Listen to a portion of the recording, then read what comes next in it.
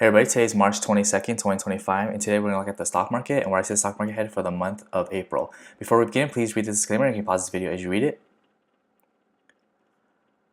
Okay, so where we left off last time was in around late February, around the 19th or 20th, around here, right?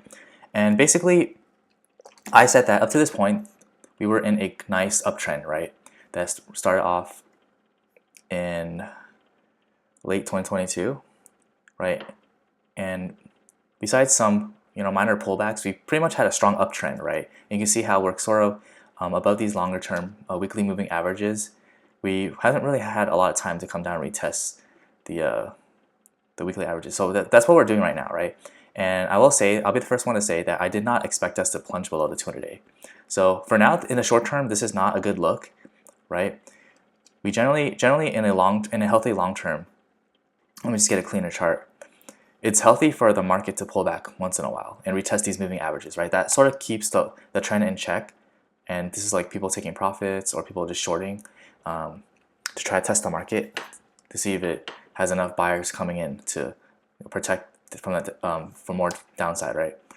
But with Trump imposing his tariffs on the U.S., on Mexico, and China, and potentially increasing the tariffs higher percentage rate, the market is sort of panicking right now, and they believe that that's going to hurt profits, right, for companies. And of course, we're coming to the end of Q1, and in April we're going to start seeing earnings reports, right? And we'll see how this, if it has affected the bottom line of companies. But for now, the market is sort of like predicting that, because the market is forward-looking, so people are selling it ahead of potentially, not as desirable Q1 earnings, right? But yeah, so in terms of technicals, like I said, these moving averages, sorry about that. These moving averages are important because they generally provide, and they give you an idea of like the momentum, of the trend, right? Whether it's the upside or the downside. And sometimes when the price of a stock or a broader index like the S&P 500 SPY, if it's moving too high, it'll tend to these moving averages will tend to like widen, and they'll give you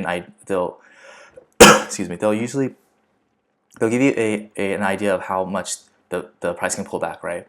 But at the same time, this is the same for the opposite, right? When the price goes down too much, these moving averages tend to converge and they'll start crossing. And we're already seeing this cross right here, right? This coinciding with us staying below the 200-day. So this is short-term bearish, right? Now, obviously, there's speculation as to whether Trump is using these tariffs as a negotiating tactic, whether he wants to take them off in a short term, or whether he actually is planning on holding them, keeping them on for a long term. But right now, the market seems to be sort of on the fence with this, right? The longer he keeps these tariffs on, the more likely it is for this to be an actual like long-term plan, right? But I feel like there's still people who hope that this is still a negotiating tactic, and I'm sort of on that side. I do think that Trump ultimately doesn't want to hurt the economy too bad. He doesn't want to see the market go down too much, because the stock market is one of the things that Trump bragged about a lot in his first term, right? He was very proud of it, so I don't think he wants to see the stock market go down too much. But yeah, that's going to be one of the major catalysts going forward, is if he lets his foot off the tariff pedal and he starts taking some tariffs off, or he starts at least reducing the percentage of how much he's putting on these tariffs for the countries, right? So but for now, in terms of technicals, we are a bit oversold in the short term. You see the RSI is below 30 here. And so we're seeing a bit of a bounce, but the key is whether we can retake the 200-day. This is very important because this is an important long-term moving average, and we very rarely do we go down and retest that, right? Especially, we don't want to see this cross and stay crossed for a long time. We want to see it uncross, like we saw here in late 2023. And after we got that uncrossed, it basically moved up a lot higher, right? Let's look at some recent data. So the good news is that the inflation has been coming down a bit, right? We had a bit of an uptrend or a bounce higher starting from fall of last year, right? As you can see here, we were downtrend for most of last year, and then in September we hit a bottom and then we started going up, right?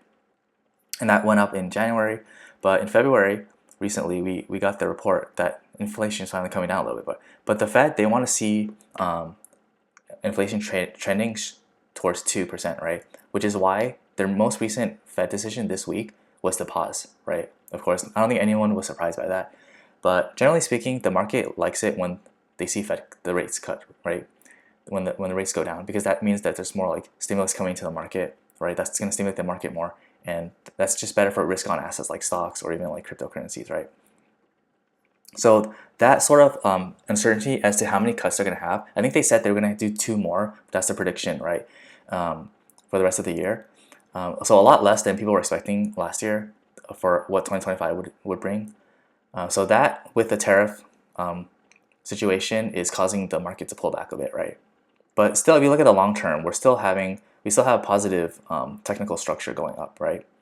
We're not like in a bear market like we were in 2022, where we crossed below these midterm, long-term moving averages, right? 50, 100, and 200 week, right? We're still trending the line of the 50 week. So it's very important that we hold this level, not only on the weekly chart, but also on the daily chart, because we're below the 200-day moving average, right? Which is an important long-term moving average. So if we can hold the 50-week moving average, it makes me more confident that we can go up higher.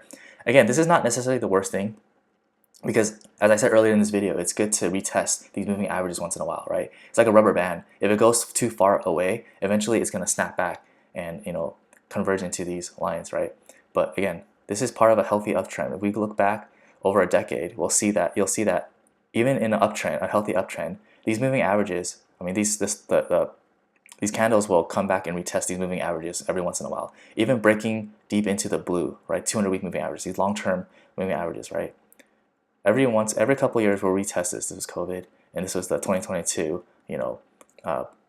inflation rate, Fed raising rates at a record pace, and that caused the market to pull back a bit, right? And we retested 200-week. And now, I'm not saying that we're going to go all the way down to the blue line, but we are starting to retest this 50-week, right?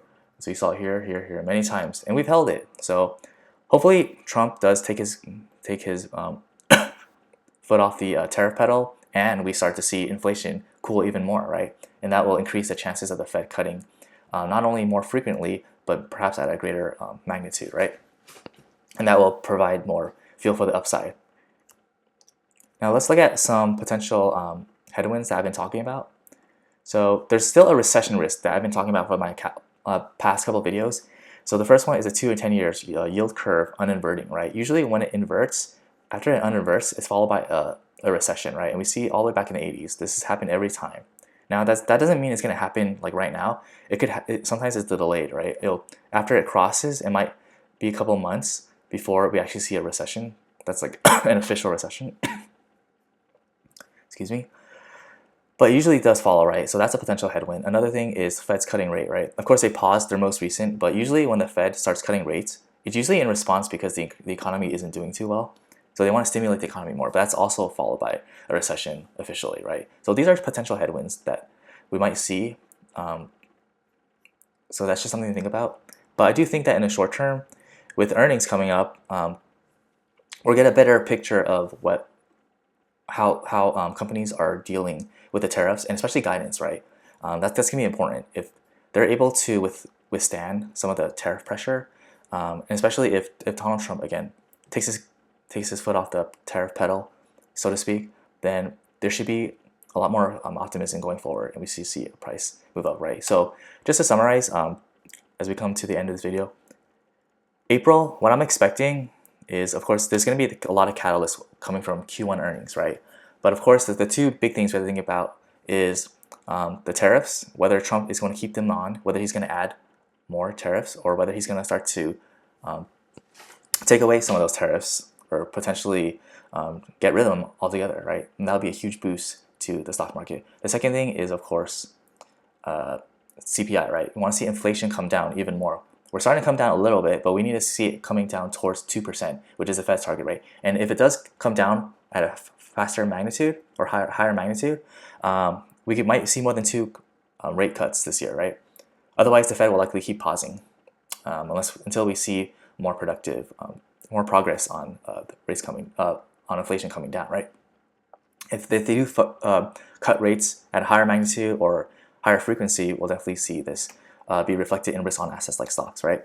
So what I'm expecting us to see is I'm expecting the market to fight to defend to 200-day, right? I want to see the market push up higher, and we'll see if we can hold the 200-day. If we can hold the 200-day, that could be a nice base to bounce off of. If the market continues to trend below the 200-day going into April, that's going to be bad. More likely, it's going to continue down further, right? And we'll see that on the weekly chart. We'll probably see the S&P go down and retest the next level of support, which is this gold line, the 100 week. Sorry, 100. Yeah, the 100 week moving average, right? The silver line being the 50-week moving average. And we'll see something like 2022 where we just kind of slowly went down to the 200 week, right? Again, things do look like they might see a bounce. So if you look at the weekly chart, we're coming off 4 weekly red candles in a row. So usually there's at least a small bounce. You can see there's a bit of a gap here. So if we do like bounce, if the S&P does bounce a bit, we might fill that gap before going lower if it is bearish. If the market does want to go lower, if we don't see much improvement on the tariffs on inflation, or this could just actually be the bottom, right? And that's what everyone's hoping for who is long exposed, right? That we hold this moving average. Monthly chart does seem a bit overextended. It seems like we're coming off of being oversold, but that doesn't mean we're going to go all the way down necessarily, right? We might move sideways like we did in 2015, or it could just be a temporary pullback before moving higher, right? But the monthly chart is a very like long-term, like that. It's going to take a couple months for us to see it where the trend is telling us, right? But for now we're just focusing on the daily and weekly charts. And just very quickly, just to summarize again, it's important to reclaim for the bulls. It's important to reclaim the 200-day moving average, right? This blue line, stay above it and rip up higher. If we stay below it, it's probably going to go down lower. But again, we're going to have to see next month in April more data come out in terms of the inflation CPI and also what the president does regarding tariffs. And of course, Q1 earnings. It's going to be 3 major catalysts, right? And I'll definitely update you as the data comes out going forward. Thank you for watching the video. If you found it helpful, useful, or informative, please like this video, leave a comment below, and subscribe for updates. Thank you again. I appreciate your support, and have a great day.